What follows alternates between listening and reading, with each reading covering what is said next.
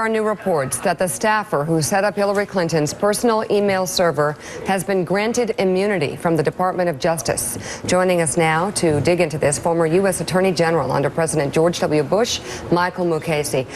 Broadly first, granting immunity, what does that indicate? What is the act of granting immunity trying to accomplish, and in what scenarios does this happen? They want to talk to him.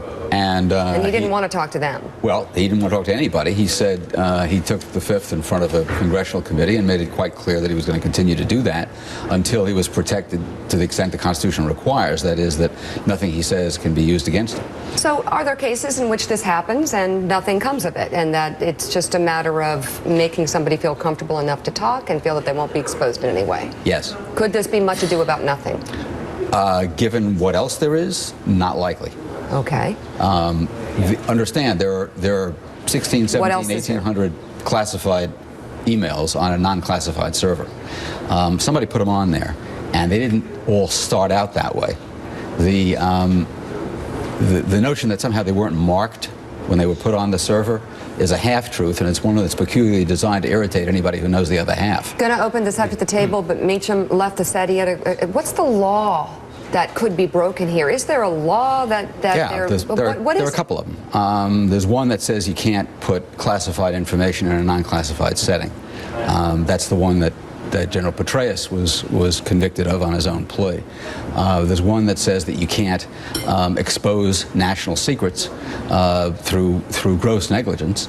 Then there's one that says you can't destroy government information, and there's one that says you can't obstruct justice. So there's, like four of them. What about the classification system itself? At some point, does it come into question? Are too many things classified as top secret?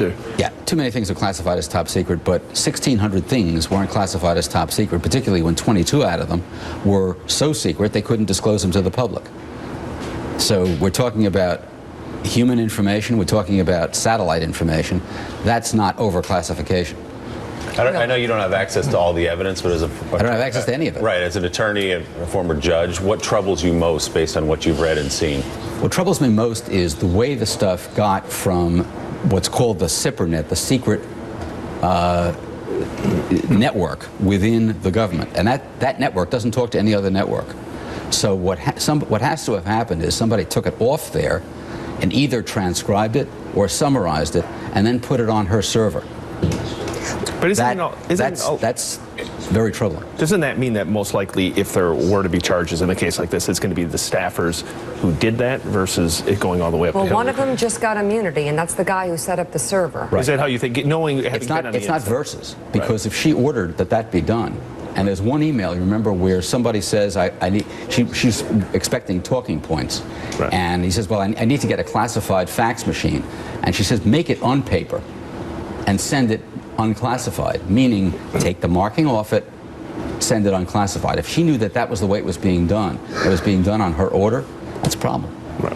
So what was your gut when you heard that this happened last night? Because this gentleman, a fairly young guy who set up the server, was paid to do so. He also worked on her campaign in 2008. What is it that he would be afraid if he was just contracted out to set up a server? Why would he need immunity? Because if he was contracted to set up a server that he knew was going to carry classified information relating to her job and do it without telling anybody, then it's not necessarily that he's guilty of a crime, but what he's protected against doing is giving any step that could lead to being charged with a crime. The campaign has said, Jim Bendahai, all along, they've been wanting him to talk to officials, that they are willing to. They would like this to move along. Sure, they'd like it to move along, but they'd like it to move out of their way and there not to be any charges. Why are you smiling? I was smiling because what else would they say? What else would they say? We're really worried about this. God, we hope it doesn't, of course they're going to say we want him to talk and we want all this stuff disclosed. It's classified. It can't be disclosed. Mr. Pagliano testified, or didn't testify, actually took the fifth before the House, and a lot of people could understand taking the fifth before a congressional committee months ago. Why has it taken so long for the FBI, the Justice Department, to grant him immunity now? Why so long? Because they got a lot of paper to look at and presumably had a lot of other people to talk to. I don't know that. but they may have had other people to talk to who were not invoking their rights. But there was a lot of paper to look at, and a lot of and they also have to figure out precisely what they want to ask him.